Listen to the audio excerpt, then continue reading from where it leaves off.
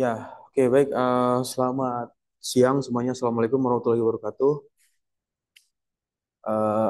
Di sore hari ini ya kita ketemu lagi di mata kuliah aplikasi CFD, Computational Fluid Dynamic. Nah, ini karena ada yang tadi yang siapa Farad ya nggak berhalangan hadir, jadi saya eh, kirim link Zoom-nya. Ya, jadi di eh, pertemuan hari ini merupakan continue ya atau kelanjutan dari pertemuan di minggu sebelumnya. Untuk suara yang di virtual Zoom bisa jelas terdengar ya.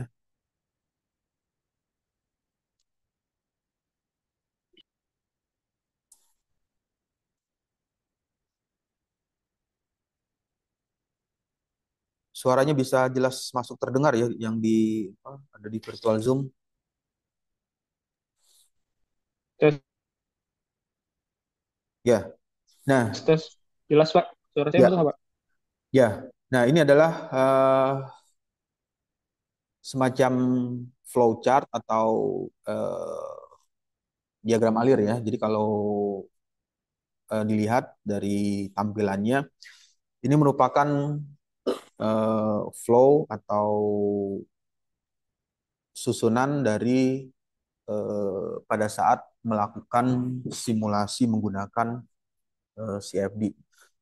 Yang pertama itu CFD Computational Fluid Dynamic ya, singkatan kalau disingkat jadi CFD, khusus untuk mensimulasikan fluida.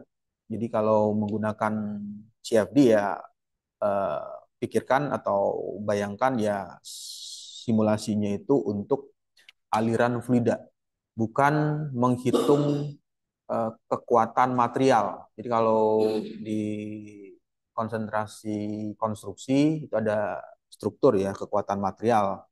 Nah, di bagian ini toolsnya bukan menggunakan CFD, tapi eh, untuk menghitung kekuatan material itu bisa menggunakan software misalnya ANSYS struktural. Kemudian heat transfer kenapa bisa masuk ke CFD? Karena di CFD ini ada namanya proses perpindahan panas. Perpindahan panas yang terjadi secara eh, konveksi dan perpindahan panas yang bisa juga terjadi secara eh, radiasi. Itu juga bisa dilakukan dan disimulasikan menggunakan CFD. Lalu yang berikutnya adalah penentuan state. State itu keadaan ya, keadaan atau kondisi, keadaannya mau seperti apa pada saat simulasi tersebut dikerjakan atau simulasi tersebut dilakukan. Yang pertama ada kondisinya steady. Steady itu tuna, jadi tidak mengalami perubahan. Walaupun ada perubahan, tapi perubahannya tidak terlalu besar ya. Jadi kalau direpresentasikan dalam bentuk grafik, ini adalah hubungan Y dan X. Misalkan Y-nya itu menjelaskan kecepatan, kemudian X-nya itu berhubungan dengan time atau waktu. Nah, untuk kondisi yang steady, nanti eh, grafik garisnya itu seperti ini, naik turun. Itu yang steady. Kalau misalnya yang kondisinya yang di sebelah, ini di sebelahnya ada transient, baca ya yang di slide-nya. Transient garis miring unsteady, berarti kebalikannya. Kebalikannya itu artinya kondisinya ini juga sama, Y dan X. X-nya itu time atau waktu, Y-nya misalnya ini menceritakan tentang kecepatan. Nah, untuk kecepatan nanti eh, kurvanya yang terbentuknya seperti ini.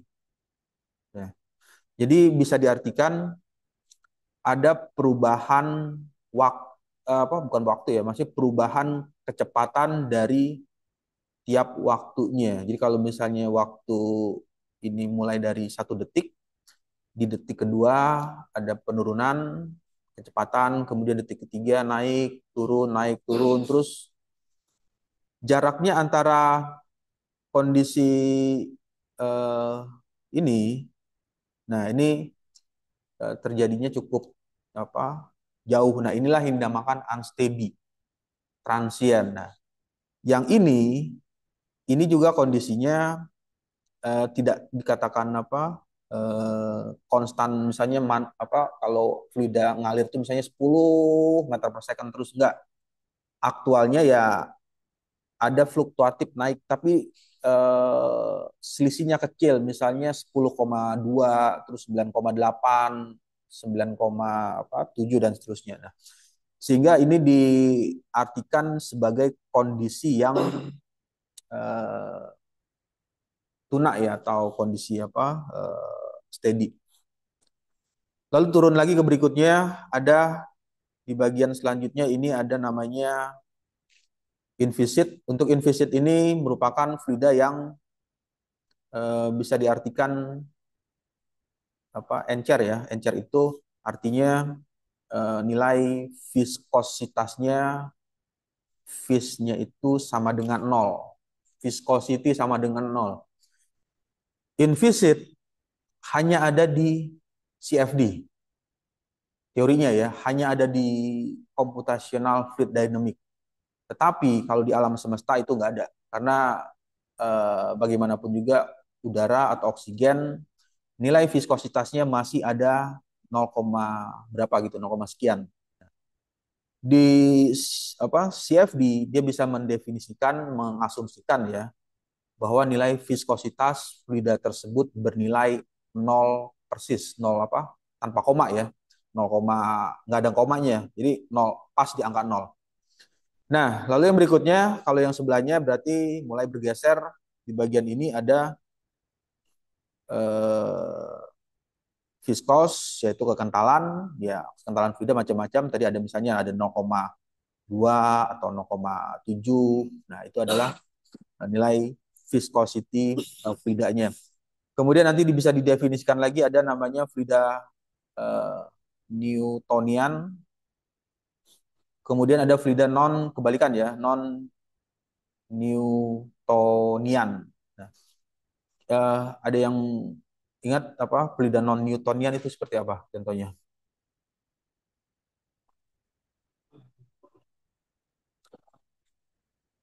Kenapa? Akan padat, diberikan gaya. Oke. Terus kira-kira apa nama fluidanya? Iya, fluida non Newtonian ya. Nah, untuk fluida non Newtonian itu banyak ya jenisnya. Ada namanya eh, apa? Lumpur. Lumpur kalau dulu kan ada namanya lumpur lapindo ya. Itu juga fluida non Newtonian. Atau misalkan eh, darah, darah ini ya darah manusia itu masuk dalam kategori non Newtonian. Kemudian madu, madu apa? Madu dari ini ya, dari sarang itu masuk dalam kategori fluida non Newtonian. Kemudian cat cat dinding ya, atau yang biasa buat ya cat air, itu juga uh, fluida non Newtonian.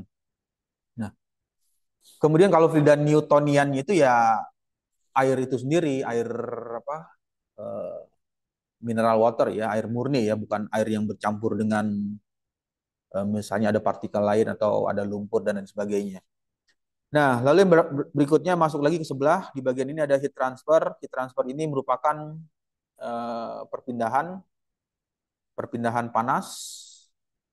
Nah, untuk perpindahan panasnya ini udah umum ya, ada perpindahan panas secara konduksi, kemudian ada perpindahan panas secara konveksi dan radiasi. Yang untuk konduksi ini media rambatnya itu menggunakan panasnya merambat melalui benda padat ya, benda solid seperti apa logam, kemudian apalagi materialnya umumnya logam, kemudian atau metal, kemudian gelas, kaca, ya, terus apa eh, polimer dan lain sebagainya. Nah, lalu yang berikutnya ada eh, untuk yang konveksi, perpindahan panas secara konveksi ini terjadi menggunakan fluida. Fluidanya ada fluida liquid, liquid atau ada fluida gas ya.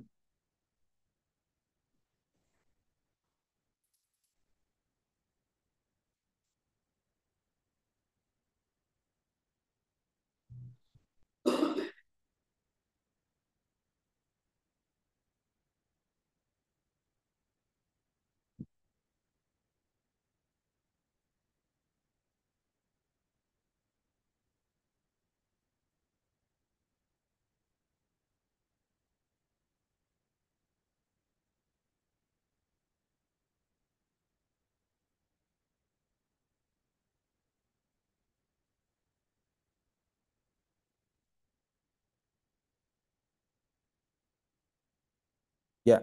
Nah, itu adalah eh, fluidanya. Untuk fluidanya ini ada fluida eh, liquid, kemudian ada fluida gas ya atau udara. Liquid tadi dibagi yang ada fluida non Newtonian atau fluida non Newtonian. Kemudian CFD juga bisa mensimulasikan untuk kondisi perpindahan panas yang terjadi secara radiasi. Jadi eh, CFD juga bisa mensimulasikan. Nah, kemudian yang berikutnya adalah setelah melakukan itu turun lagi ke bawah. Di bagian bawah ini masuk ke Mach number. Ada yang masih ingat nggak? Mach number itu apa? Kecepatan suara ya. Jadi kecepatan fluidanya mendekati kecepatan suara bisa lebih besar atau lebih kecil dari kecepatan suara. Kemudian aliran internal flow dan aliran eksternal. Ini yang dimaksud dengan internal itu adalah aliran fluida masuk ke dalam sistem. Jadi kalau bisa dibayangkan, misalnya ini adalah pipa, berarti airnya masuk ya ke dalam pipa tersebut. Kemudian untuk yang external flow berarti airnya ada atau fluidanya mengalir di luar. Nah, ini umumnya digunakan di bidang aerodinamika, misalnya melihat pola aliran yang terjadi di sekitar apa wing ya atau sayap pesawat. Nah, itu adalah pendefinisian yang perlu perlu diketahui pada saat melakukan simulasi tersebut atau menggunakan CFD harus mengetahui apakah masuk dalam kategori aliran internal flow atau eh, external flow. Ya, nah ini adalah penjelasannya yang tadi sudah diceritakan. Untuk transient berarti kondisi atau tekanannya mengalami perubahan dan steady ini alirannya tidak berubah. Kemudian inviscid versus viscous, uh, fluida yang encer dengan fluida yang memiliki kekentalan.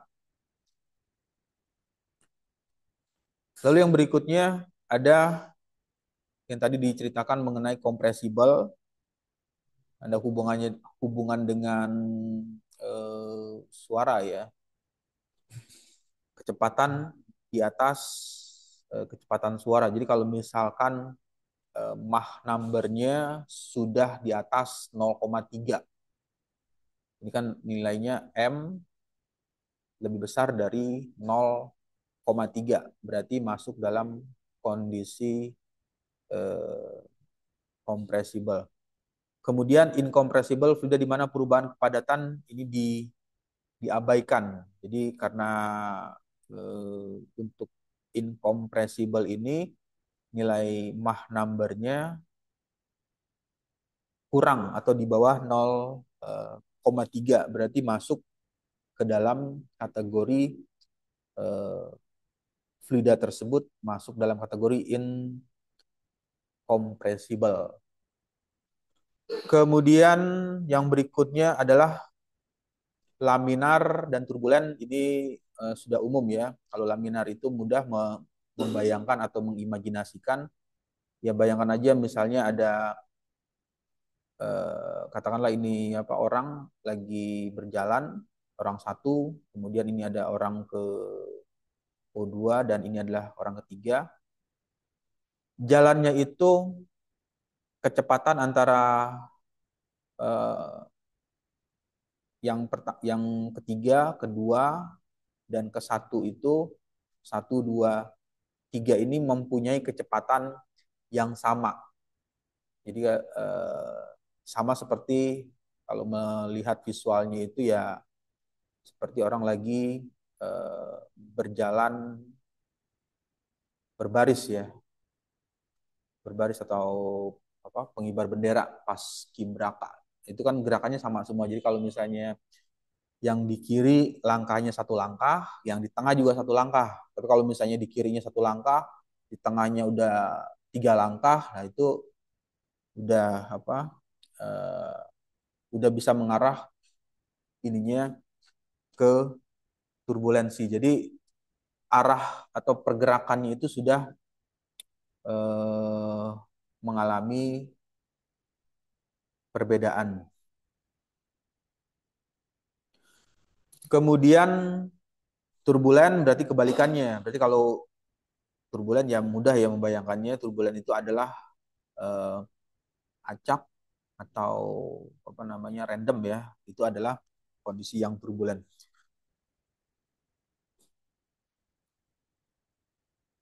Lalu yang selanjutnya tadi sudah diceritakan ada konduksi. Ini untuk konduksi ini nanti CFD itu bagaimana mendefinisikannya. Misalkan di CFD misalnya ya, ini ada ilustrasi sederhananya, ini kan ada pipa nih, ada pipa. Kemudian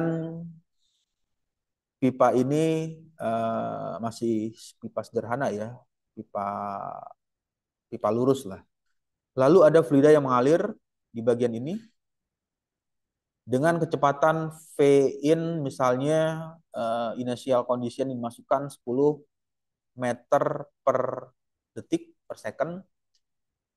Kemudian terjadi proses perpindahan panas secara konduksi dan konveksi. Nah, fluidanya masuk 10 meter per second dengan T in ya, temperatur inlet misalnya suhu lingkungan 25 Celcius. Lalu apa yang dilakukan sepanjang pipa ini, dilakukan atau diberikan sumber panas. Misalnya di bawah pipa tersebut diberikan sumber panas dengan panasnya misalnya 100 derajat Celcius. Ya. Ini yang terjadi adalah perpindahan panas secara konduksi di bagian ini ya. Ini yang terjadi adalah perpindahan panas secara konduksi karena panasnya merambat melalui media pipa. Media pipanya bukan pipa PVC ya, atau pipa apa, pipa plastik bukan, tapi misalnya pipanya steel dari material logam. Nah, pipa pipa tersebut nanti sebagai media perantara untuk memindahkan panas. Jadi panasnya masuk ke bagian ini, ke dalam ya, ke dalam pipanya. Nah, dia masuk merambat ke sini, keluar ke sini, bercampur dengan fluida yang temperaturnya 25 derajat Celcius.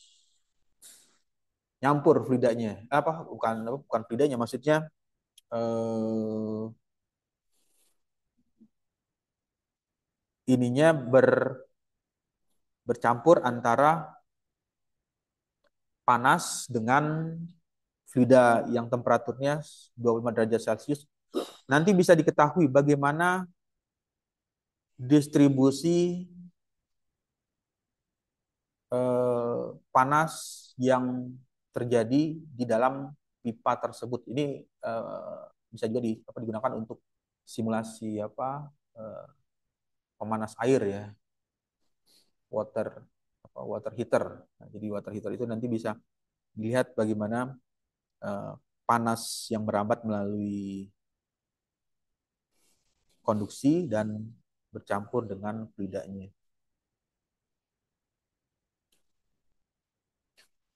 Ya, lalu yang berikutnya radiasi ini juga bisa disimulasikan atau mensimulasikan untuk pembangkit listrik PLTN ya, pembangkit listrik tenaga nuklir. Jadi dari proses pembakaran menggunakan bahan bakar nuklir, karena kan radiasinya, dan radiasinya itu ya memberikan pengaruh terhadap misalnya operatornya atau yang beroperasi di sana. Jadi bisa disimulasikan dengan menggunakan CFD. Kemudian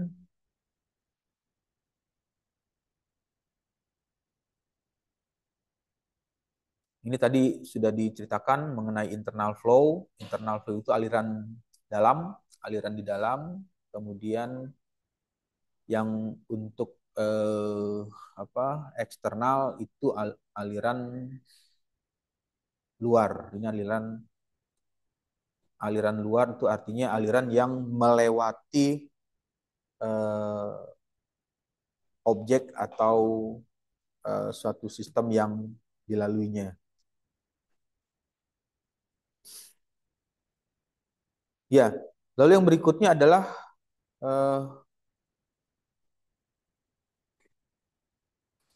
pendefinisian pada saat kondisi alirannya itu ini masih menggunakan satu pipa lurus ya. Pipa lurus. Kemudian pipa lurus ini didefinisikan sebagai bagian yang pertama ya. Ini adalah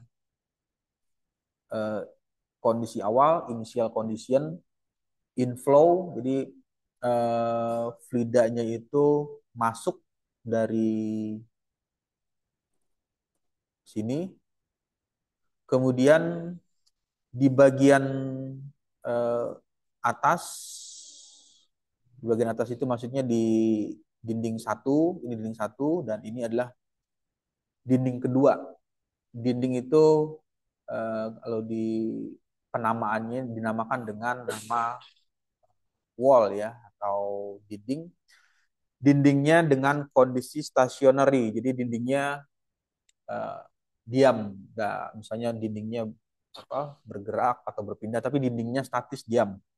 Dindingnya stationary plate. Nah, kalau misalnya ini dindingnya yang atasnya stationary, misalnya yang di bawahnya itu berpindah atau bergeser, nanti simulasinya bukan menggunakan kondisi ini lagi, tapi sudah masuk ke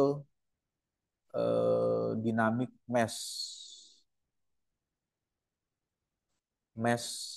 dynamic. Jadi dindingnya mengalami pergeseran. Untuk arah aliran, flow direction itu merupakan, flow itu adalah arah, direction itu adalah arahnya, flow itu arah aliran. Arah alirannya didefinisikan Ini gambarnya 2D ya, dua dimensi. Jadi mendefinisikan bahwa alirannya mengalir dari arah kiri ke kanan. Jadi arah kiri ke kanan. Kemudian untuk pendefinisian di software CFD itu bisa didefinisikan arah alirannya itu ada arah mau masukkan per arah bidang X atau bidang Y atau bidang Z. Jadi kalau misalkan ya, bisa saja nanti simulasinya kalau mau coba apa simulasi, nanti coba arah alirannya ini eh, bukan arah X tapi arah Y. Arah Y-nya misalnya 10 meter per second. Tapi didefinisikan dari sini. Nah, nanti si siapa softwarenya itu dia akan membaca bukan bukan lurus ya, tapi langsung membaca directionnya itu dia akan membaca langsung ke atas. Arah alirannya langsung ke atas. Nah, ketika alirannya ke atas, nanti dihitung lagi ada proses aliran balik backflow. Turun lagi ke bawah, nanti dia akan naik lagi ke atas, nanti akan turun lagi ke bawah dan seterusnya. Terus ini directionnya ya, arah directionnya nanti coba aja nanti dibanding, ya apa dicoba disimulasikan, lihat eh, apa kontur pad pad line ya. Ini pad PTH pad line atau garis alir, nanti bisa dilihat di bagian itu. Nanti akan arah alirannya periodik. Nah, apa naik ke atas, turun ke bawah terus dan sampai ke saluran keluar. Nah,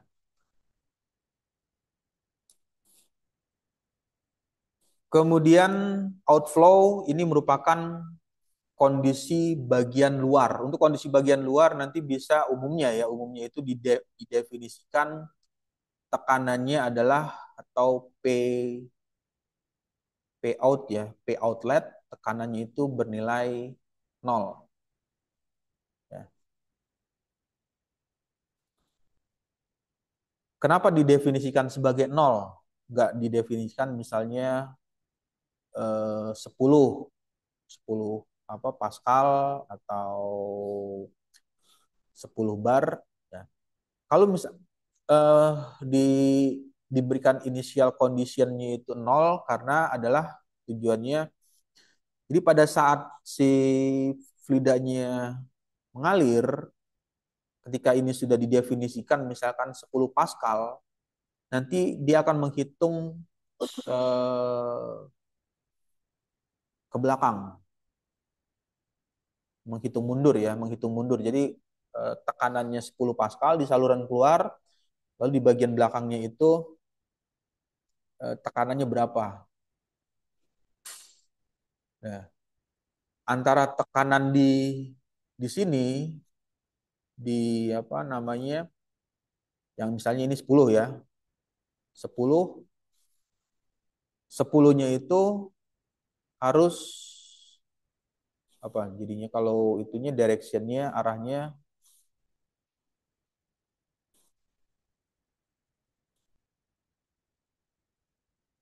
P in. P in lebih besar dari 10. Kenapa lebih besar kalau misalnya ini P in-nya ini 5 lebih kecil dari 10. Arah alirannya bukan ke sini tapi bukan ke sini ya, tapi berbalik arah.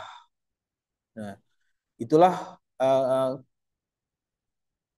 apa namanya penjelasannya kenapa ketika data data tersebut dari hasil apa eksperimen atau hasil pengukuran belum diketahui, seringkali didefinisikan nilainya nol. Kalau nilainya nol itu artinya kan softwarenya akan menghitung sendiri, ngitung sendiri. Kalau misalnya nol kan nol, kalau misalnya ini P in ya, lebih kecil dari nol, itu berapa? Nggak mungkin kan? Berarti ini negatif. Berarti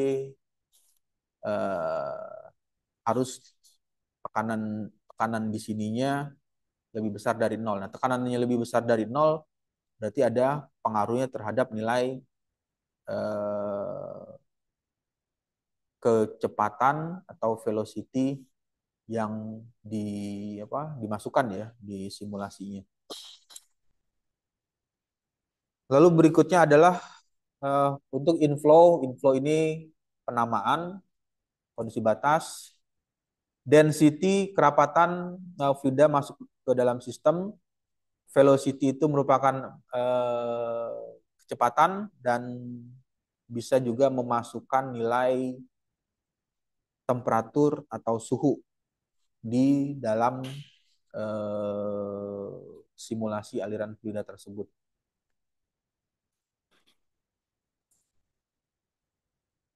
Ya, nah ini adalah secara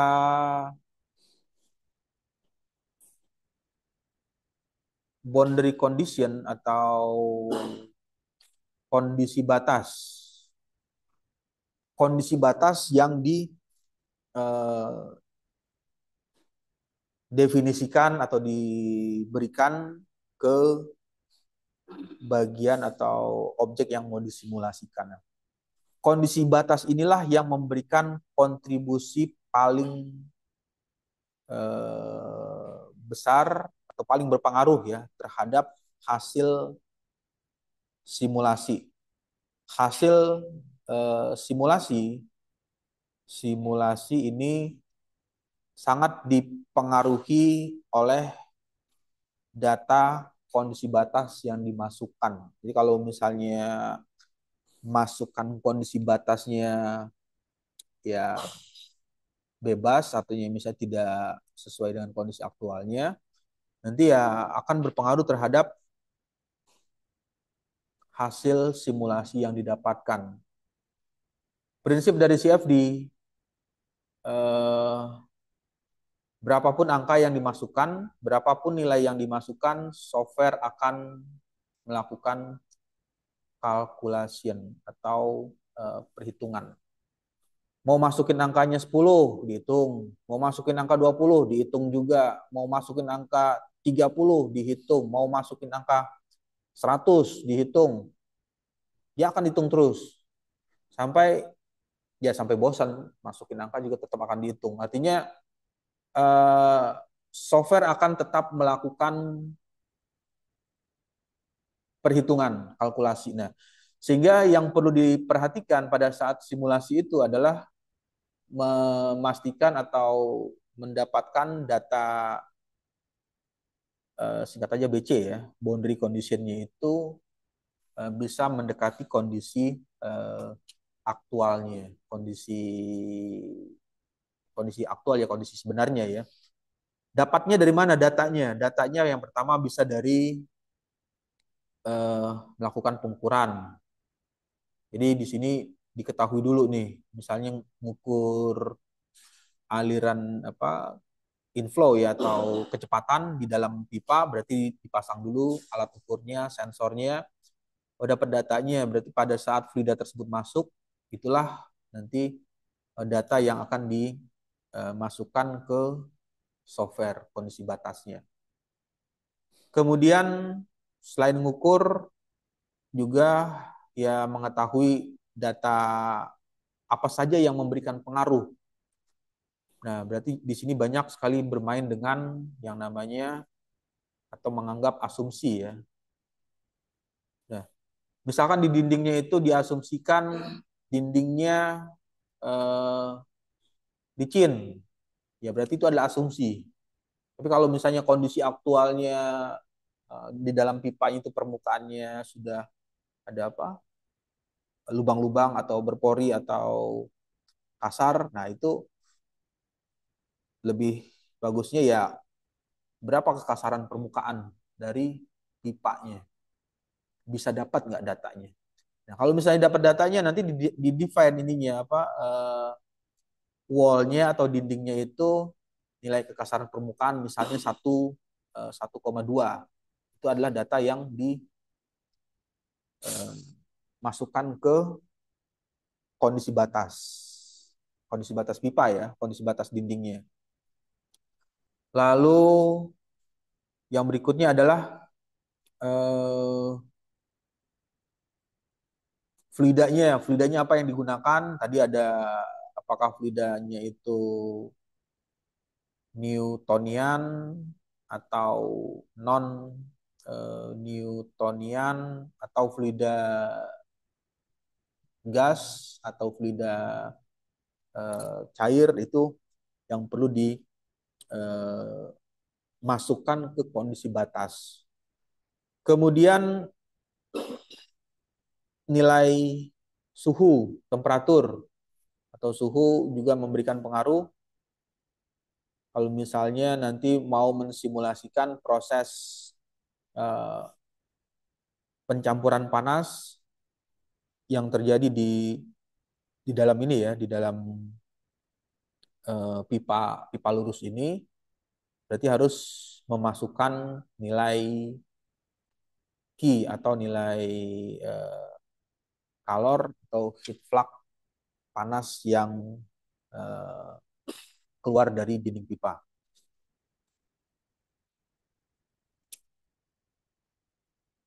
Oke, sampai sini ada pertanyaan nggak? Ya,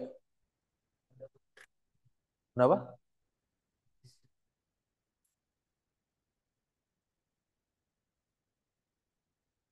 Viscosity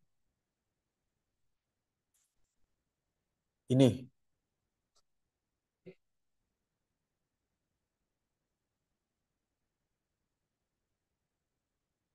Ah,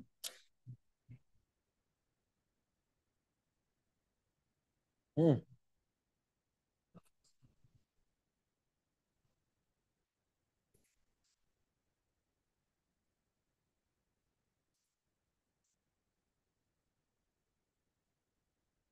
iya.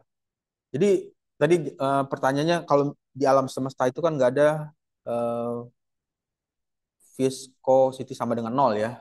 Nah, karena walaupun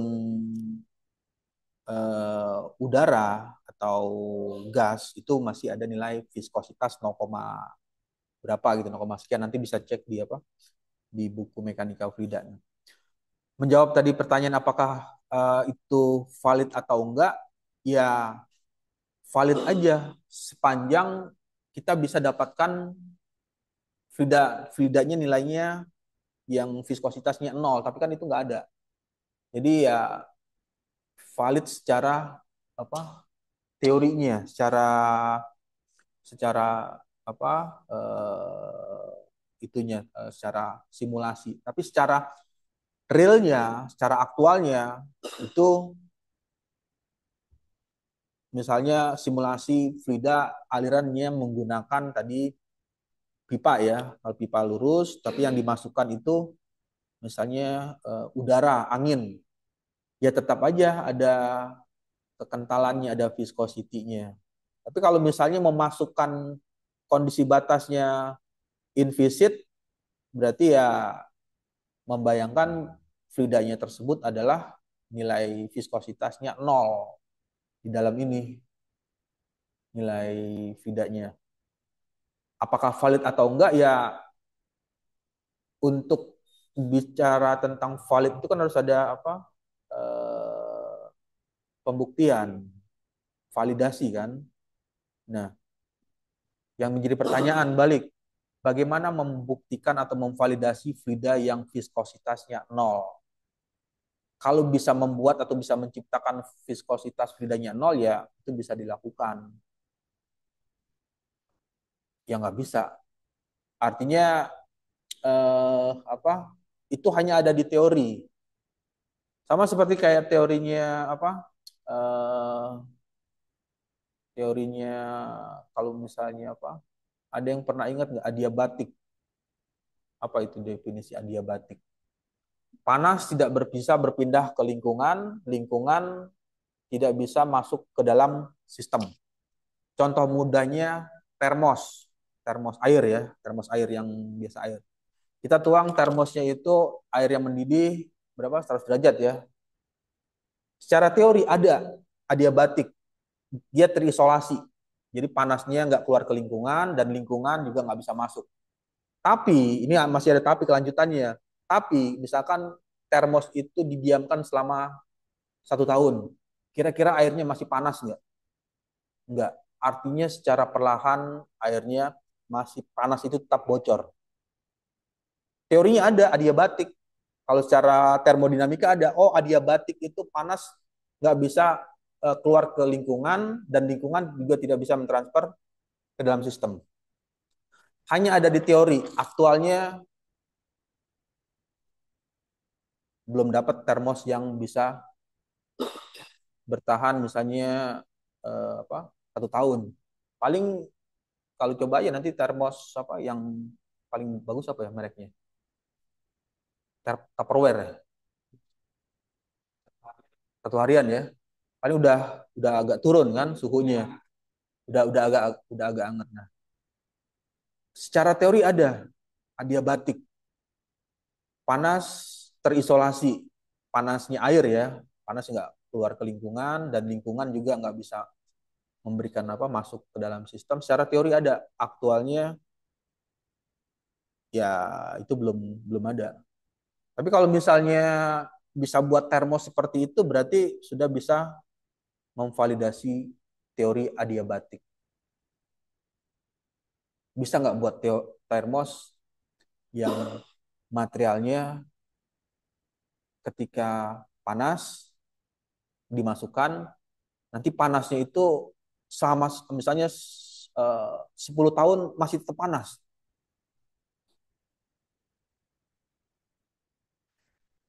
Jadi nyimpan air di dalam termos 10 tahun dibuka masih ngebul. Nah, itu yang dimaksud dengan ini, implicit analoginya. Implicit flow. Software ada teorinya begitu di apa CFD. Implicit flow. Dia mendefine-nya itu nol. Nyatanya ya bisa mendapatkan nggak apa fluida yang nilainya viskositasnya nol apa nol ya bukan bukan 0, secara teori sah tapi secara realnya apa sulit kan teori kan yang namanya teori itu kan lebih banyak menganggapnya itu kondisinya ideal kondisinya ideal realnya alam semesta itu atau aktual ya biasanya aktual nggak ada sama seperti kayak apa gampang mudahnya gini mahasiswa idealnya ngapain dalam perspektif mahasiswa yang pertama belajar terus apa lagi organisasi terus apa lagi ngerjain tugas apa lagi ngerjain skripsi terus apa lagi idealnya Hah?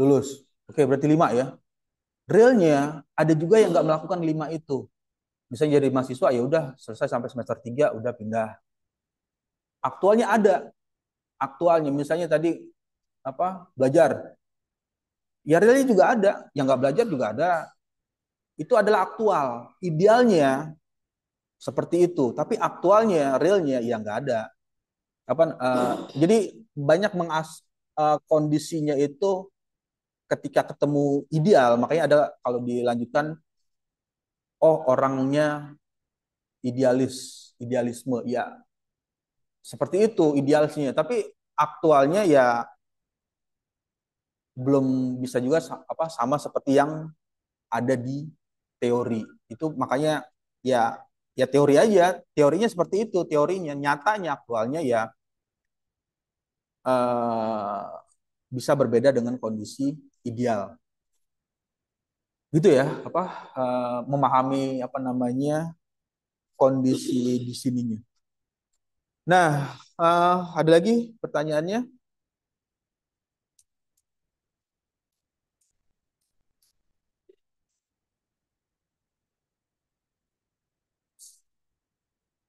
Fungsinya jadi fungsinya untuk menjelaskan teori aja. Teori, jadi kalau misalnya ngitung, bukan ngitung ya, maksudnya mensimulasikan di apa software. Oh, kita mendefinisikan di software itu kan ada pilihan tuh, yang viscous apa di Fluent ya. Ada di atasnya itu inviscid, bawahnya viscous. Nah, viscous itu nanti ada turunannya banyak lagi, ada apa gitu kan. Nah, ketika memilih inviscid, ya dia hanya menampilkan hasil simulasinya seperti ini. Gambarnya misalnya gambar apa kecepatan, kontur tekanan, kontur apa misalkan eh, TKE ya, turbulent kinetic energy dan lain-lain ya. Itu tampilannya seperti itu yang di apa keluarkan secara teorinya. Nah, ketika ditanya gimana validasinya, memvalidasi kondisi invisit ini. Nah, itu yang harus dilakukan, bisa nggak? Sama seperti yang tadi, teorinya apa adiabatik, teorinya seperti itu, panas nggak bisa masuk apa keluar ke lingkungan, dari lingkungan juga tidak bisa masuk panasnya ke sistem, kondisinya terisolasi. Aktualnya, nyatanya itu nggak apa nggak ada. Jadi dia hanya ada di teori, hanya ada di eh, teori apa teori CFD-nya. Pertanyaannya apakah kegunaannya buat apa ya, untuk menampilkan teori aja. Nampilin, oh teorinya begitu. Aktualnya ya nggak ada. Sama seperti kayak apa, membayangkan eh, apa ya, teori orang loncat dari ketinggian misalnya 100 meter. Secara teori bisa, oh nanti dia akan jatuhnya itu pala dulu atau kaki dulu. Aktualnya ada nggak yang mau melakukan itu? Secara teori ada, apa bukan secara apa, secara teori eh, bisa di ini di apa lakukan gitu ya, bisa dianalisis. Teori itu kan sama saja dengan melakukan untuk analisis ya, menganalisis. Misalnya ada mobil impact tabrakan antara misalnya mobil truk dengan mobil sedan. Dianalisis secara teori bisa bagian mana yang rusak dulu, body apa yang body apa body mobil mana yang paling rusak dulu. Tapi secara prakteknya mau nggak nyoba itu, mikir dulu. Nah, secara simulasi teori bisa melakukan itu, tapi ngebuktiinnya ya itu yang apa yang panjang apa namanya perlu dilakukan seperti itu. Nah, lalu kembali lagi ke bagian ini.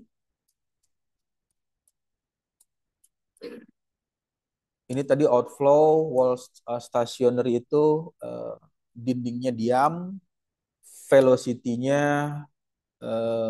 apa nol ya, di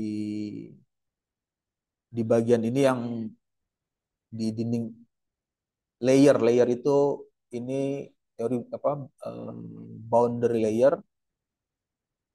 boundary layer atau yang biasa dikenal dengan nama lapisan batas. Jadi di bagian sini yang melipir atau bersentuhan dengan dinding, nilai kecepatannya V-nya sama dengan nilainya adalah nol yang ada di sekitar dinding, di dinding ini ya, yang menempel di dinding. Kemudian mulai bergeser ke titik ini mulai kecepatannya ada peningkatan. Nah, maksimalnya ada di tengah ini, apa, kecepatannya ada di pertengahan ya.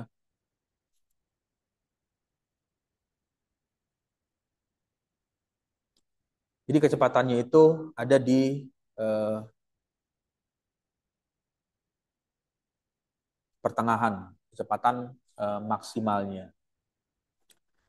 Kenapa maksimalnya kecepatannya ada di tengah? Karena di bagian dindingnya itu bergesekan dengan fluida. Jadi karena bergesekan dengan fluida, velocity yang ada di dinding kecepatannya pelan, lambat. Kecepatannya lambat, yang dinding atas dan dinding bawah itu lambat. Kemudian mulai naik lagi ke atas, kemudian terus dan maksimalnya itu ada di ini. Inilah yang dinamakan dengan fully developed, aliran berkembang penuh. Jadi alirannya itu awalnya itu didefinisikan ini uniform ya, seragam, uniform atau seragam. Seragam itu ya kecepatannya sama semua pada saat pendefinisian saluran masuk ini 10 meter per second, ini juga sama 10, ini 10. Bergerak ke depan, maksudnya berjalan ya fluidanya, kecepatan 10 ini mengalami penurunan, turun karena bergesekan. Jadi ya bisa dibayangkan aja kalau misalnya ngelindingnya itu 10, semakin maju, semakin maju, semakin maju, kecepatannya semakin eh, berkurang. Nah, berkurang inilah nanti membentuk yang ini, profil kuadrat, aliran berkembang penuh.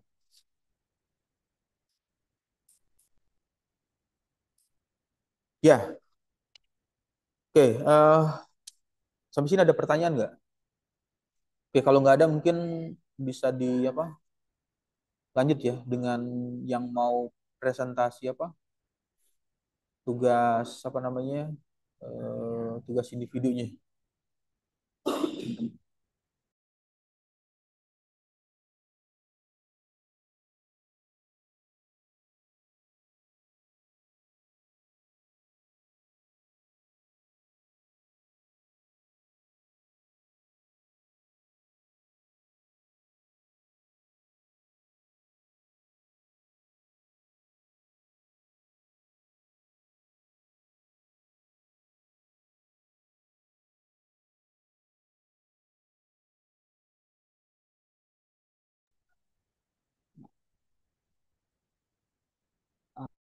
Baik, Assalamualaikum warahmatullahi wabarakatuh. Eh, Selamat sore pada Murah, selaku dosen pengampu pada kelas aplikasi CFD, dan selamat sore juga untuk teman-teman semua. Hari ini saya Eko Andi Prasetyo ingin melakukan presentasi terkait em, studi literatur dari jurnal atau dari paper yang telah saya review. Nah, di sini jurnal yang saya review yaitu berjudul Study of Impact of Nanofluids on Performance of Microchannel Heat Exchangers Using CFD. Nah,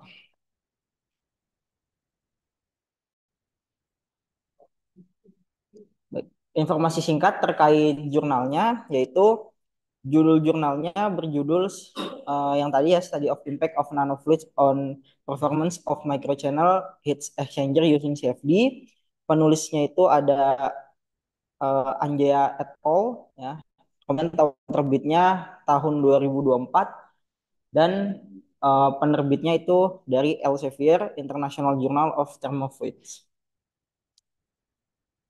Nah, di sini um, kita mulai dari abstrak, yaitu pertama ada masalah utama yang dibawakan oleh jurnal ini, yaitu ternyata miniaturisasi atau miniatur gitu ya, miniatur dan peningkatan densitas daya komponen elektronik itu dapat menghasilkan lebih banyak heat flux. Nah, kemudian yang kedua, manajemen thermal yang efisien itu sangat diperlukan karena metode dan fluida tradisional seperti air itu memiliki keterbatasan dalam disipasi panas. Nah, disipasi panas itu apa ya namanya, pembuangan panas gitu ya. Nah, kemudian solusinya adalah ya penggunaan nanofluid gitu. Penggunaan nanofluida yang diusulkan sebagai solusi untuk meningkatkan transfer panas dan menurunkan suhu maksimum pada microchannel heatsink.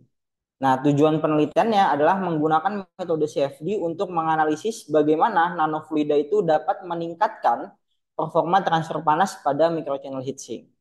Nah, untuk variasinya yaitu ada dua konfigurasi microchannel, yaitu diuji dengan jumlah kanal yang berbeda, yaitu jumlahnya sebanyak 5 dan 8, atau 5 saluran dan 8 saluran gitu ya.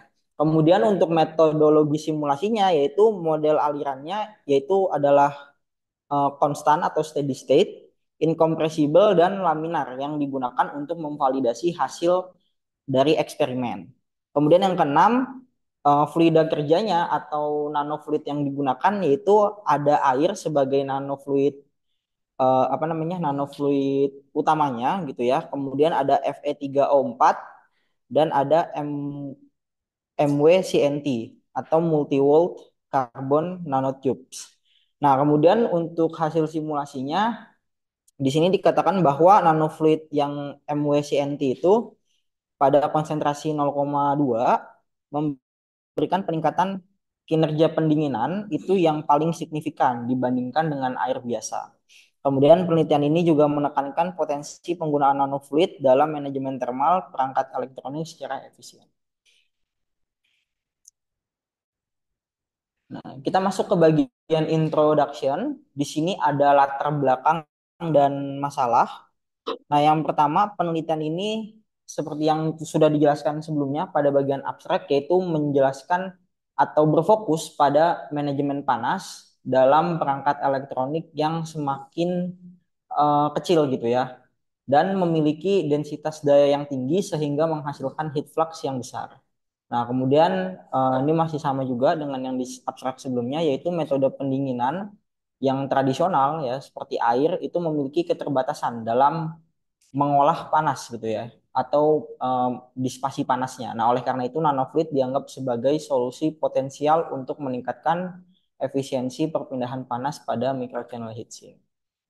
Nah, di sini ada tujuan penelitiannya yaitu menyelidiki peningkatan kinerja panas dan penurunan suhu, kemudian membandingkan dua konfigurasi, dan yang ketiga menganalisis menggunakan dua fluida kerja yang berbeda. Nah, selanjutnya di bagian metodologi itu ada geometri desain. Nah, di sini geometri desain yang digunakan adalah untuk ukuran 45 mm kali 45 mm dengan tingginya 7 mm dengan kanal yang dibuat di bawah housing mikroelektrik. Kemudian menggunakan bahan aluminium, kemudian menggunakan dua variasi jumlah kanal sebanyak 5 dan 8. Nah, kalau yang bagian atas itu 5 kanal dan bagian bawah itu ada 8 kanal atau 8 saluran. Kemudian menggunakan dua jenis fluida kerja ya, Fe3O4 dan MWCNT. Nah, kemudian menggunakan dua variasi konsentrasi fluida yaitu sebesar 0,1% dan 0,2% untuk masing-masing fluida kerja. Kemudian menggunakan software SolidWorks untuk membuat desain geometri dan menggunakan ANSYS Point untuk melakukan simulasi. Nah, ini untuk lebih detailnya ada desain geometri yang di bagian bawah ya, yang di sebelah kiri itu ada eh, apa namanya? 5 saluran dan yang di sebelah kanan itu ada 8 saluran. Kemudian di sini ada governing equation atau persamaan-persamaan yang digunakan, persamaan inti dalam perhitungannya. Nah, karena di sini kita mensimulasikan heat transfer atau perpindahan panas, maka di sini ada 3 persamaan, yaitu conservation of mass atau continuity equation, kemudian ada conservation of momentum atau Navier-Stokes equation, dan yang ketiga conservation of energy. Nah, ini adalah hukum pertama dari thermodynamics, yaitu kekekalan energi ya. Jadi energi tidak dapat diciptakan dan tidak dapat dimusnahkan. Kemudian yang selanjutnya kita masuk di bagian meshing, yaitu di bagian mesh. Jenis mesh yang digunakan itu ada dua, yaitu ada tetrahedral dan heksahedral. Tetrahedral mesh itu digunakan untuk domain yang solid, dan hexahedral mesh itu digunakan untuk eh, bentuk fluida karena lebih akurat untuk aliran yang kontinu. Jadi jauh lebih akurat nanti dalam perhitungannya.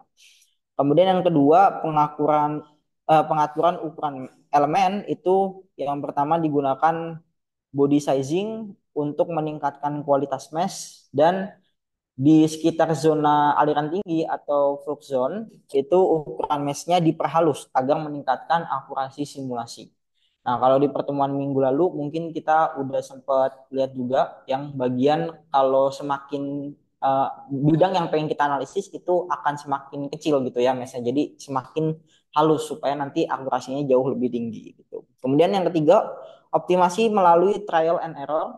Nah, di sini ukuran mesh awalnya disesuaikan secara iteratif hingga mendapatkan hasil yang optimal. Nah, mesh dasarnya itu memiliki total sekitar 120.500 elemen.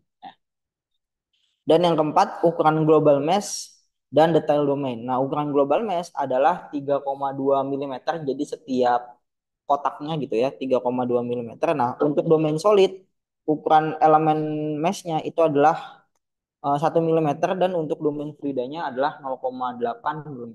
Jadi yang fluida jauh lebih kecil karena di sini akan secara mendominasi itu yang fluida yang mau dihitung gitu ya. Nah, kemudian kita lanjut lagi untuk kualitas meshnya, ada aspek ratio. Aspek rasionya itu tidak melebihi 5:1 di aliran utama dan 10:1 di dekat aliran batas. Kemudian ada squeeze. Nah, squeeze ini harus rendah di bawah 0,95 untuk menghindari masalah konvergensi. Nah, kalau sebaliknya ada orthogonal quality, yaitu harus mendekati satu. Jadi harus besar gitu ya, mendekati satu dengan nilai maksimum yang dapat diterima adalah 0,01. Nah, yang keenam, pengaruh mesh pada aliran. Nah, aspek ratio dan squeeze itu dapat mempengaruhi stabilitas aliran dan transfer energinya, transfer panas. Kemudian squeeze dan orthogonal quality sangat diperhatikan pada layer batas atau boundary layer ya, dan area dengan gradien yang tinggi. Nah, di sini ada bentuk mesh-nya, jadi lebih detailnya yang di bagian atas.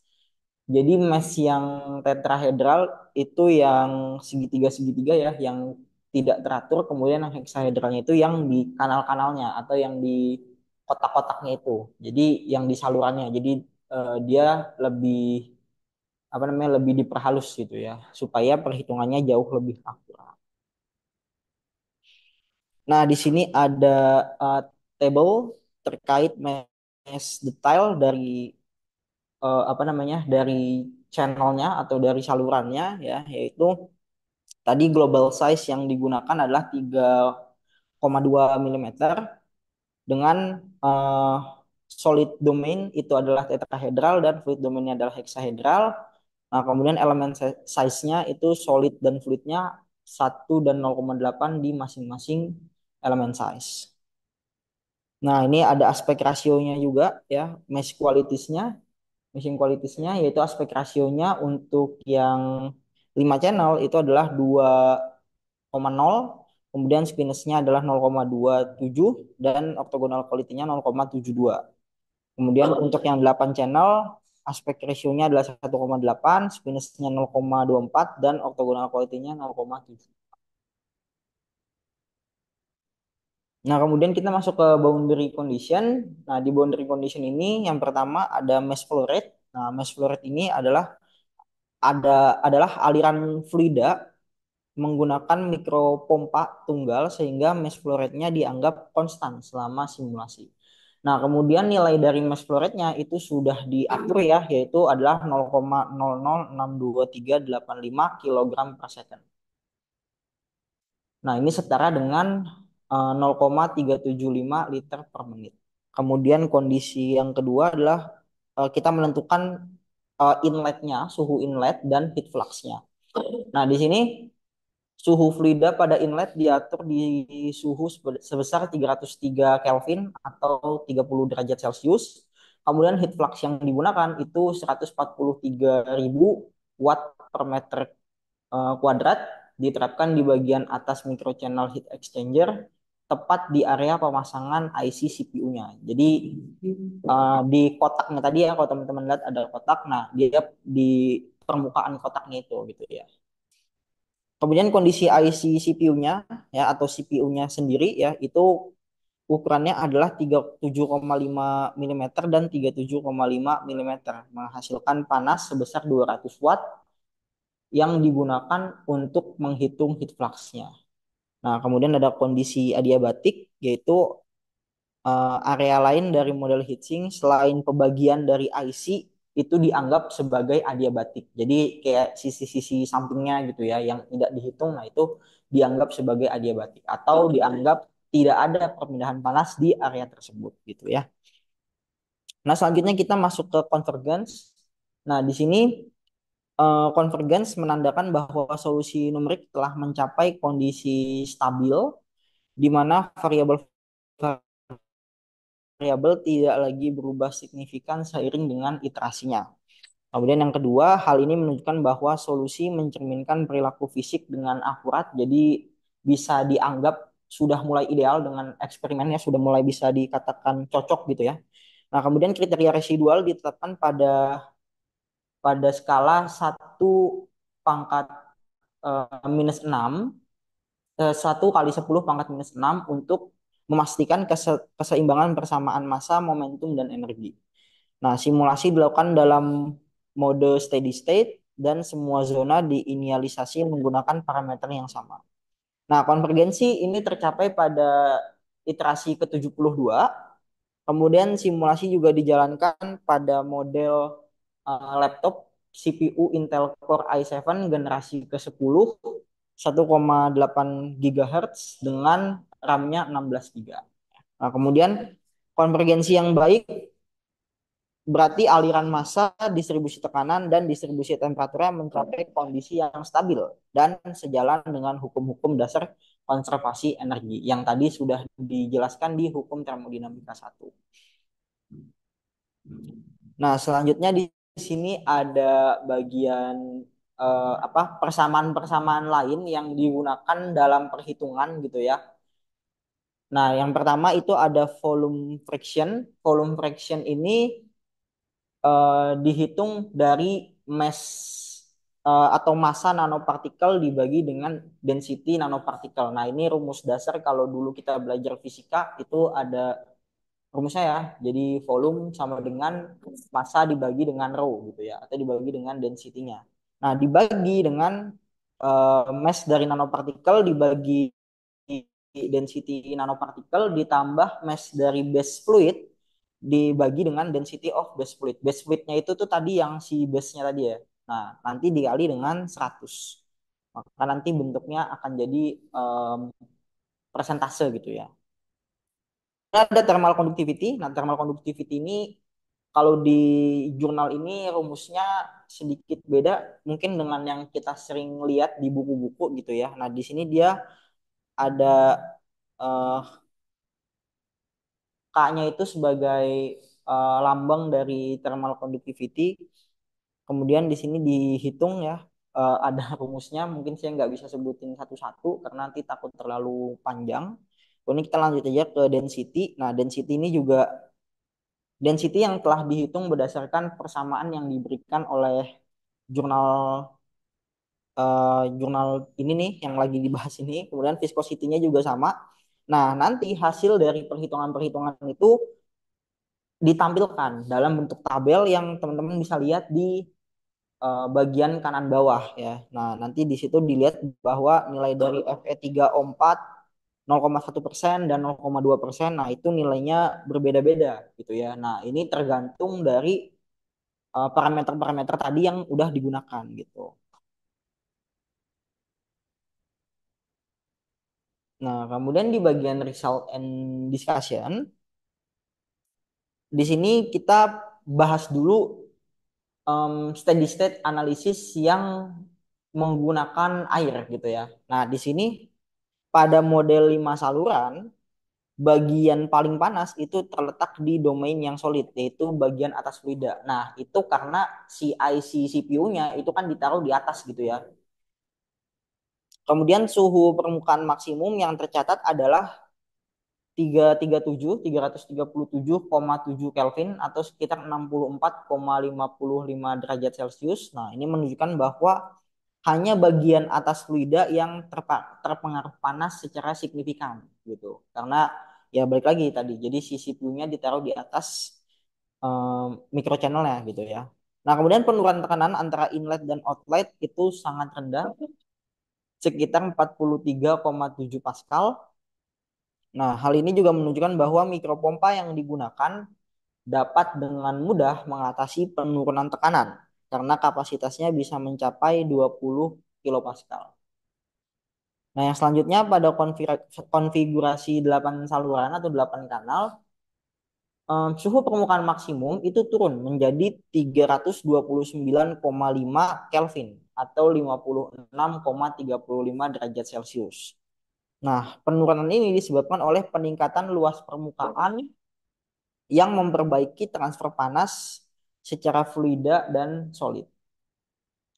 Sorry, antara ya, antara fluida dan solid. Nah, lebih banyak ternyata dari sini kita bisa bisa lihat bahwa oh ternyata kalau semakin banyak salurannya nih, itu makin baik nih disipasi panasnya atau panas yang terbuangnya gitu. Jadi nanti si CPU-nya bisa jauh lebih dingin kan gitu ya. Nah, ya ini kenapa ya? Karena peningkatan luas permukaan. Jadi kan kalau salurannya makin banyak berarti fluida yang masuk juga secara logika makin banyak gitu. Maka ini bisa diterima secara teorinya.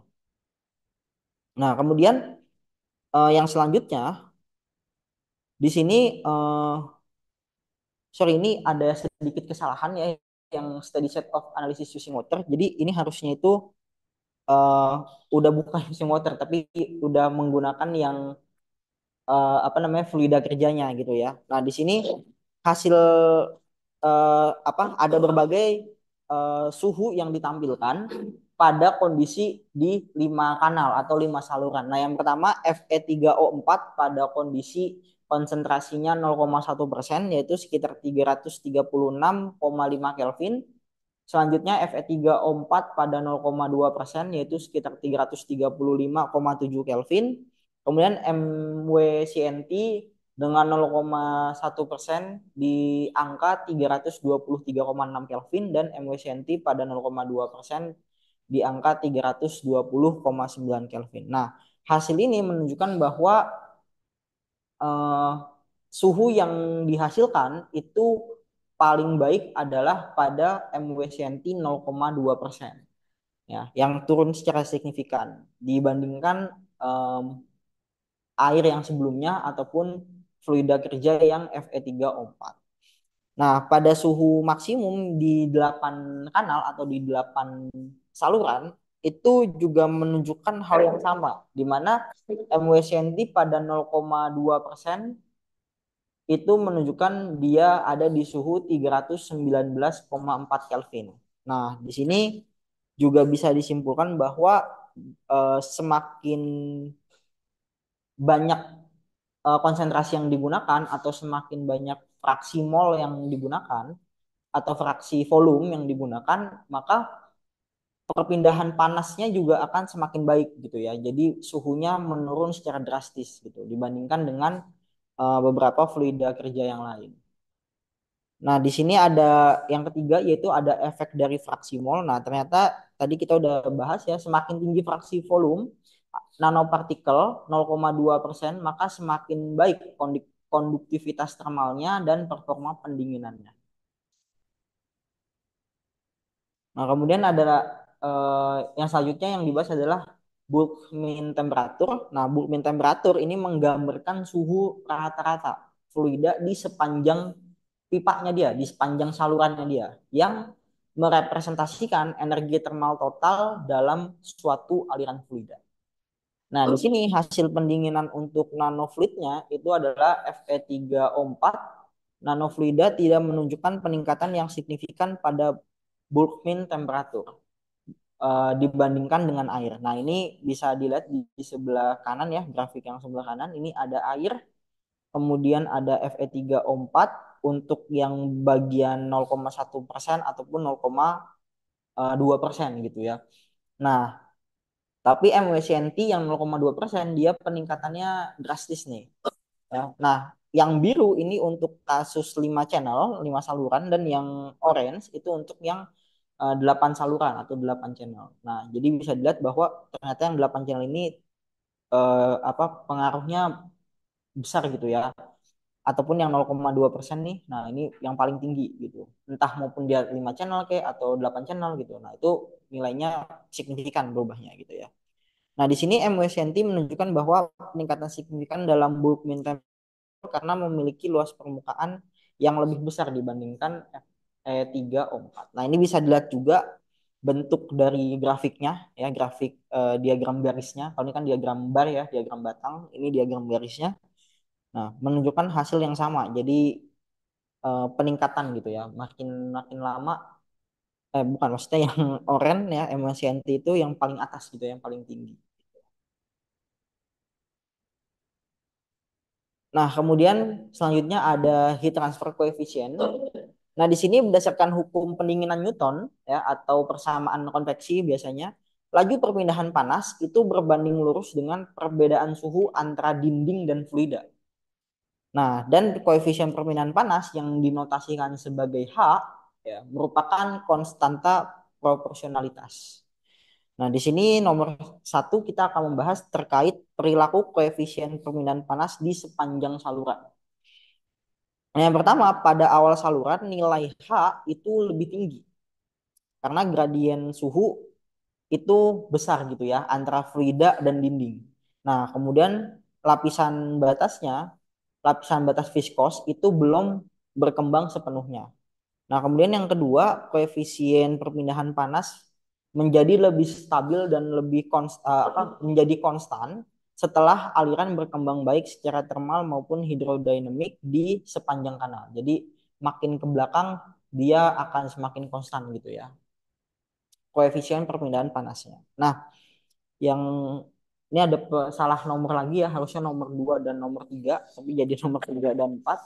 Nah, di nomor 2 ini perbandingan nanofluid dan air. Nah, di sini Fe3O4 menunjukkan sedikit peningkatan koefisien perpindahan panas dibandingkan air. Sedangkan MWCNT secara signifikan itu meningkatkan nilai H-nya dengan peningkatan yang lebih besar seiring dengan fraksi volume 0,2% dibandingkan dengan 0,1%.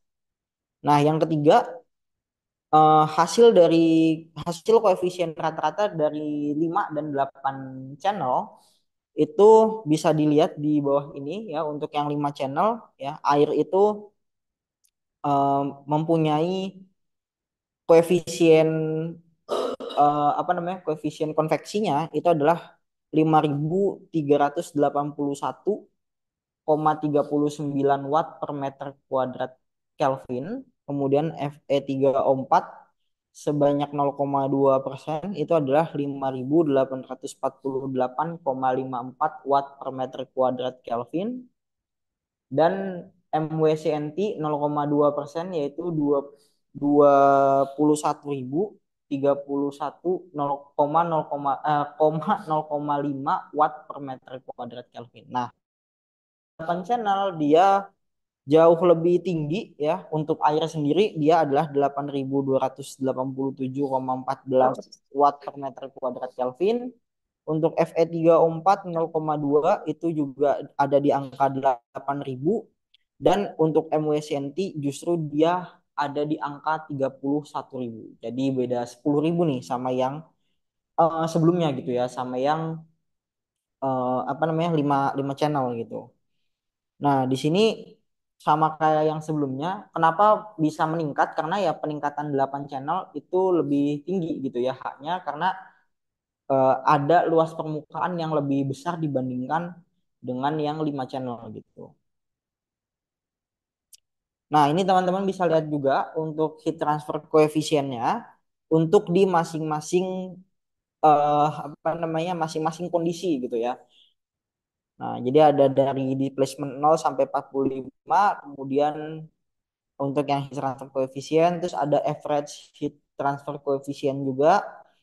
Kemudian ada yang membandingkan nih comparative chart of all three fluids menggunakan apa namanya membandingkan lah intinya terhadap fluida-fluida yang tadi udah dipakai gitu. Nah, ini ada semua di sini di tabel-tabelnya. Yang selanjutnya ini juga ada grafik ya, grafik apa namanya? Grafik tentang heat transfer koefisiennya ya. Nah, di sini juga terlihat peningkatan bahwa yang MWCNT itu jauh lebih tinggi ya, yang paling tinggi untuk 8 channel 0,2%. Yang warna oranye nih yang di paling kanan. Nah, ini tinggi.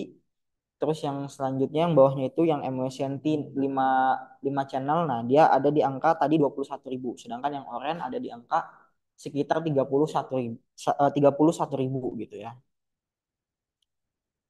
Nah, kemudian ini ada kontur temperaturnya untuk masing-masing kondisi ya. Di sini ada air, ada Fe3O4 0,1 dan 0,2 dan ada MWCNT 0,1 dan 0,2. Nah, bisa dilihat bahwa eh, untuk air nih, ini kan panasnya panjang ya dari sini sampai sini gitu kan.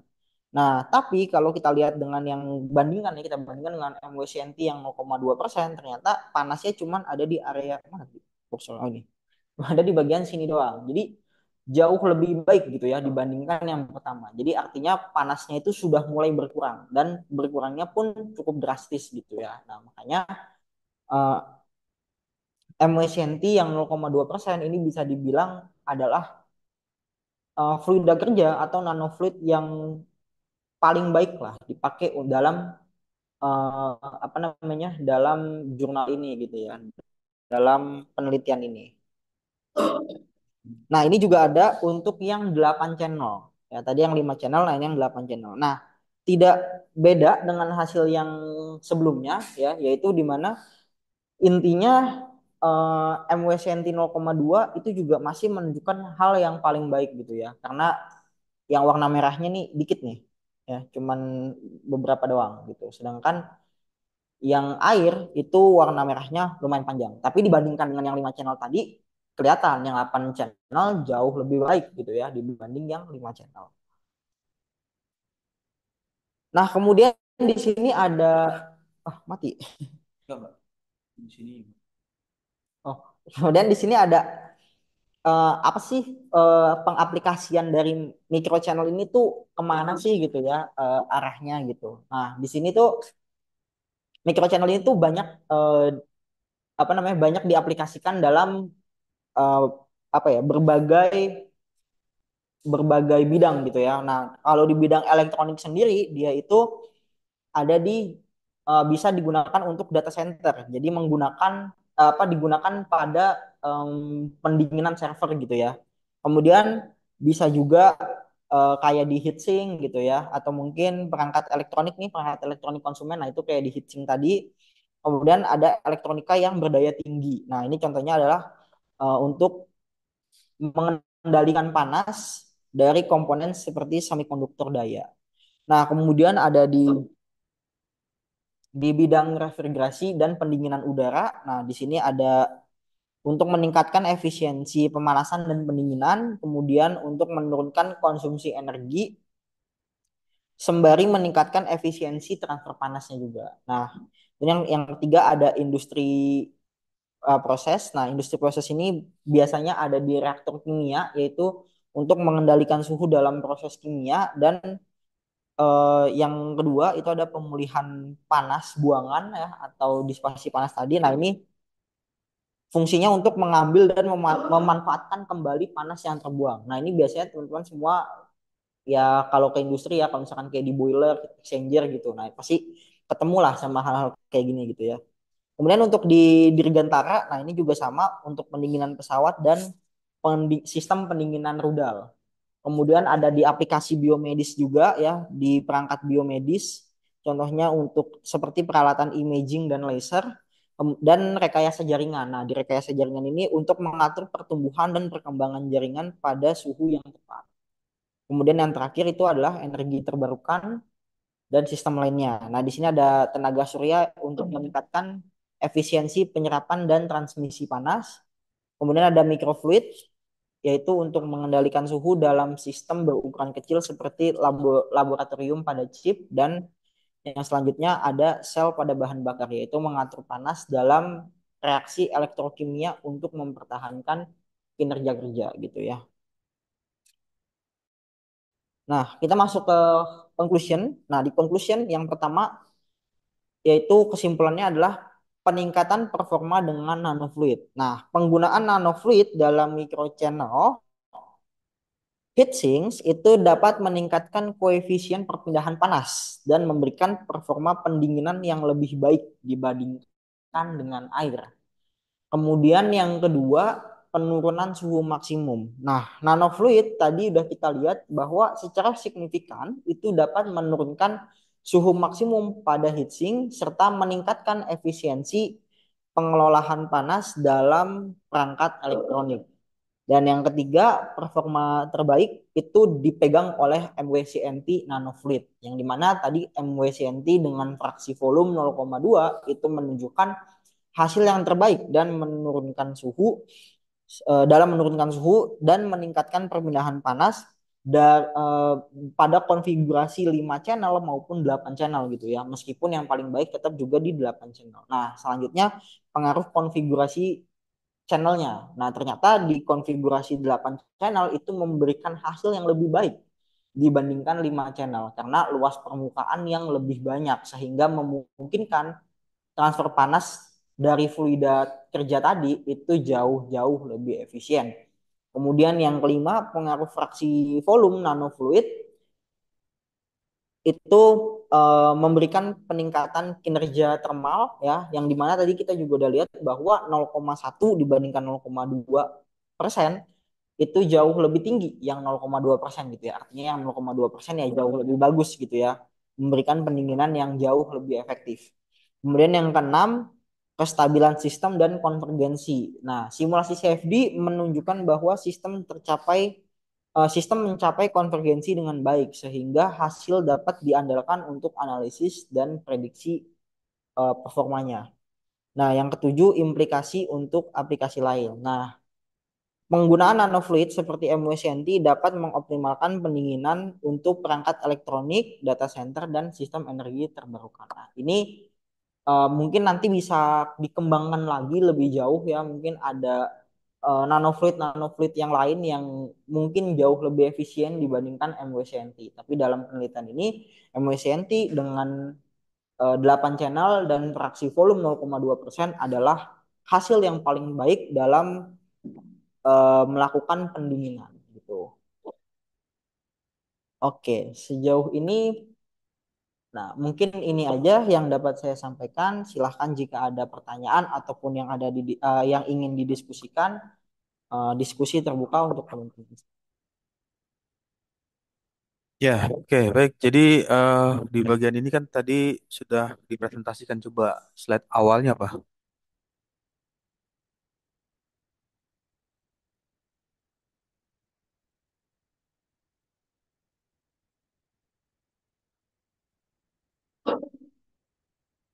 Hmm.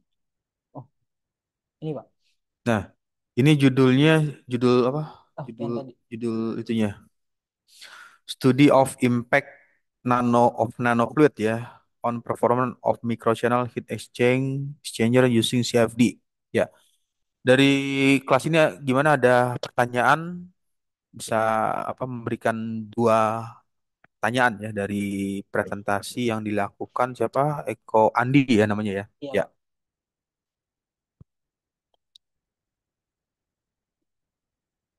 dua pertanyaan ya, dua pertanyaan.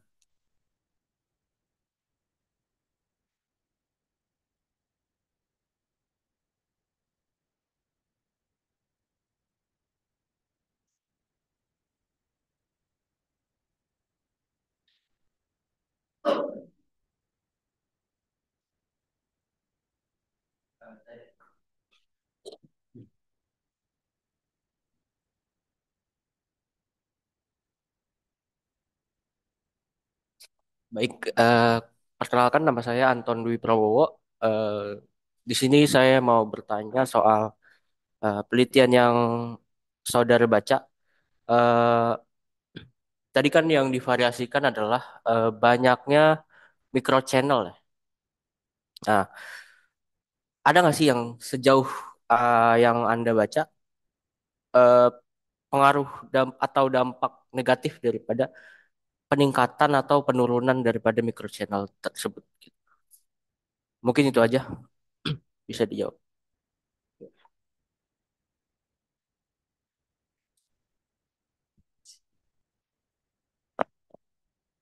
Oke. Baik, terima kasih atas pertanyaannya untuk Anton. Mungkin saya akan menjawab yaitu apa sih dampak negatif dari eh, ini ya peningkatan atau penurunan si micro channel itu sendiri gitu. Nah, mungkin ada sebenarnya dampak negatif dari si micro channel ini. Jadi sebenarnya micro channel ini kan dia ini tadi kita udah lihat bahwa oh kalau micro channelnya meningkat nih semakin banyak gitu ya, semakin banyak micro channelnya, dia akan semakin baik. Nah, tapi perlu diperhatikan juga bahwa em, di sini kita apa ya alat elektronik itu kan semakin semakin maju ini akan semakin kecil, jadi makin miniatur gitu ya. Jadi kecil banget gitu. Mungkin butuhannya nano. Nah, perlu diperhatikan juga bahwa dalam pembuatannya nanti mendesain mendesain suatu apa namanya suatu bahannya ini akan jadi terkendala juga ketika micro channel yang digunakan akan semakin banyak. Mungkin nanti ada nih ceritanya peneliti di masa depan kayak oh kita tahu nih bahwa makin banyak micro channel makin bagus. Ya udah kita bikin aja micro channelnya semakin banyak misalnya begitu. Nah, tapi itu juga akan semakin susah. Artinya kan semakin banyak micro channel mungkin akan ada variasi lain yang digunakan. Kayak misalkan entah mungkin kotak micro channelnya nih yang digunakan itu juga makin kecil gitu kan. Nah, jadi semakin kecil bendanya, nah akan semakin sulit dalam pengoperasiannya gitu. Sehingga nanti pada akhirnya micro channel ini harus mungkin ya bisa bisa diganti gitu untuk sistem micro channel. Nah, gimana? Mungkin pada akhirnya kayak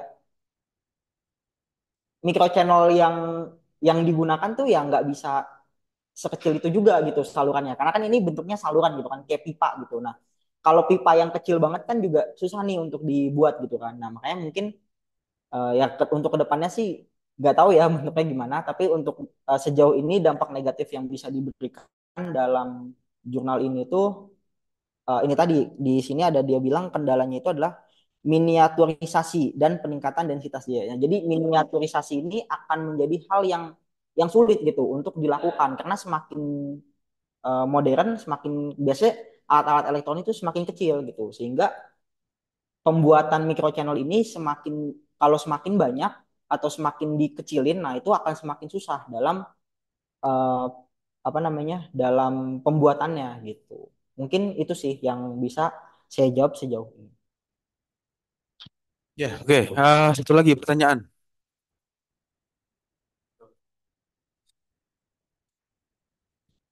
Ya, perkenalkan, nama saya Jeremy Francisco. Di sini akan bertanya, dari penelitian yang Anda baca, kira-kira parameter yang paling penting atau paling berpengaruh dalam penelitian ini apa ya? Ya, terima kasih.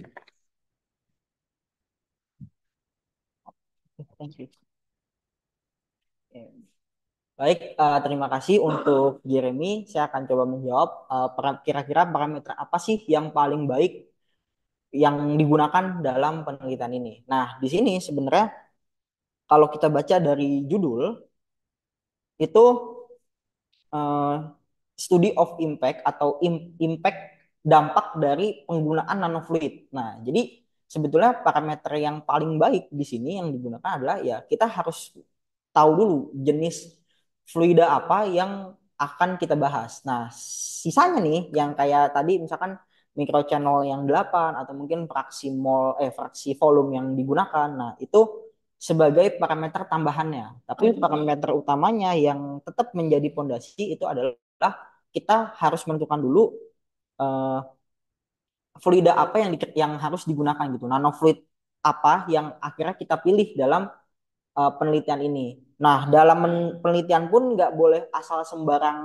milih apa ya, milih parameter gitu ya. Jadi kayak misalkan kenapa sih dia menggunakan Fe3O4 atau kenapa sih dia menggunakan MWCNT. Nah, mungkin peneliti ini memiliki alasan gitu, memiliki alasan tersendiri kenapa akhirnya peneliti memilih dua fluid ini gitu. Nah, karena tadi kalau yang udah kita lihat juga pun di hasil akhir ya, di mana ternyata kalau kita bilang micro channel channel 5 dan channel 8 menunjukkan angka yang signifikan itu memang betul, tapi untuk yang Fe3O4 dia tidak menunjukkan hasil yang signifikan gitu kan. Tapi yang menunjukkan hasil yang signifikan adalah ketika dia di MWCNT gitu. Nah, artinya mau 8 channel ataupun 5 channel itu memang 8 channel jauh lebih baik. Tapi MWCNT itu lebih berperan atau menunjukkan hasil yang jauh lebih besar gitu impactnya dibandingkan dengan impact uh, apa namanya impact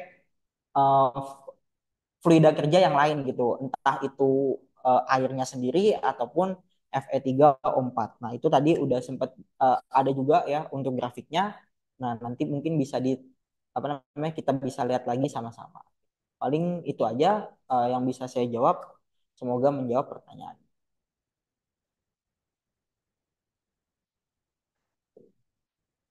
Ya, oke baik. Jadi tadi sudah dipresentasikan ya mengenai nanofluid ya.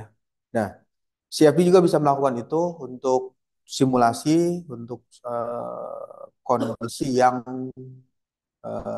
fluidanya nanofluid. Ya, karena sudah tidak ada lagi pertanyaan, saya rasa cukup ya di sore hari ini untuk mata kuliah aplikasi CFD. Kemudian di bagian akhir saya akan input absensi perkuliahan. Itu bisa apa? Stop share screen dulu di apa sana.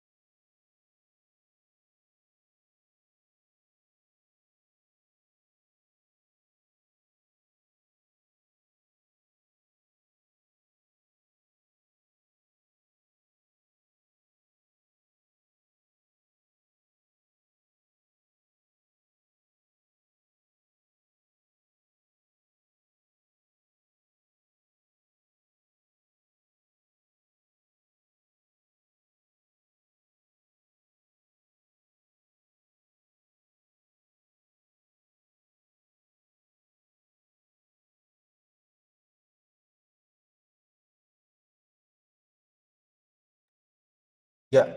Nah, eh, di absen perkuliahannya ini untuk pertemuan ke 10 ya. Untuk pertemuan ke-10 yang pertama siapa? Iqbal Fandi hadir nggak? Ada nggak? Nggak ada ya.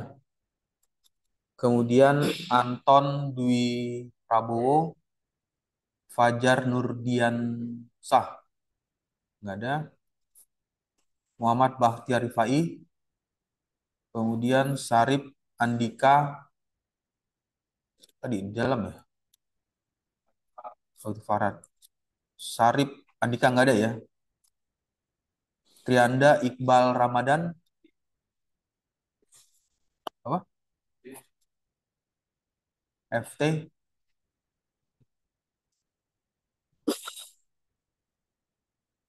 FT Goes to School ya. Kemudian Jeremy Francisco, Rifat Satrio, Muhammad Farad di dalam ya tadi ya. Muhammad Farad, Hadir Pak, saya Pak. eh,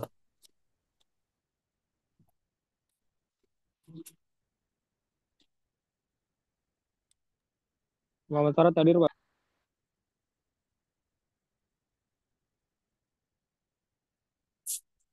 siapa Muhammad Farad hadir ya? Hadir Pak, hadir Pak. Ya, ini rumahnya di mana jauh ya banjir ya? Kemudian Miftahudin Hidayat, terakhir Eko Andi ya. Ya. Oke, itu adalah absensi perkuliahan untuk pertemuan ke-10 aplikasi CFD. Kemudian nanti di bagian terakhir selanjutnya nanti untuk video tugas akhirnya kan adalah tugas nggak ada UTS nggak tidak ada UAS, nanti membuat video, nanti usahakan videonya itu eh, video tutorial ya, jadi misalnya mensimulasikan kasus apa gitu. Kenapa? Menggunakan apa? Untuk software kiblat bisa, cuman nanti harus didefinisikan. Misalnya di di software itu,